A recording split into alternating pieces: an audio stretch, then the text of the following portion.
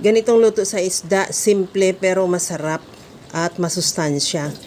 Maglagay muna ako ng tubig sa kaldero at ilagay ko na rin yung sibuyas, kamatis at luya. Isunod ko na rin ilagay yung kalabasa at lagyan ko na ng asin at paminta.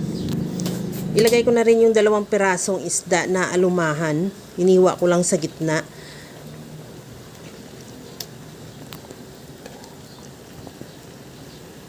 Takpan ko yan hanggang sa maluto lang yung isda at yung kalabasa.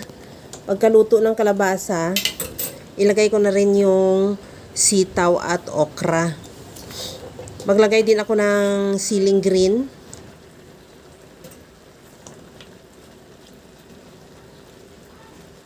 Lagyan ko rin ng talong. Bali, 2 pirasong talong lang din ang hiniwa ko. At takpan ko yan hanggang sa maluto lang din yung gulay.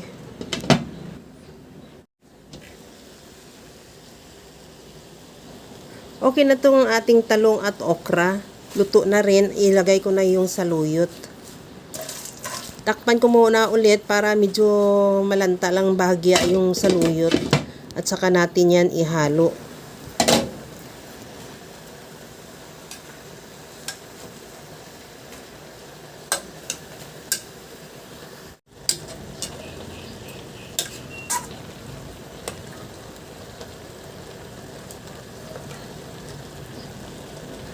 Tikman ko na rin kung okay na yung sabaw niya. Maglagay ako ng patis, mga 2 tablespoon lang. At isunod ko na rin ilagay yung liquid seasoning. Kahit anong seasoning available sa iyo, pwede. Okay na tong ating masarap na ulam na isdang alumahan. Ready to serve na yan. Kaya mga kalasa, kung nagustuhan mo yung ating video, please like na lang at pakishare na rin sa inyong mga friends. At kung bago ka pa lang sa aking channel, subscribe na at i-click mo na rin ang bell button para sa mga notification. Okay na to.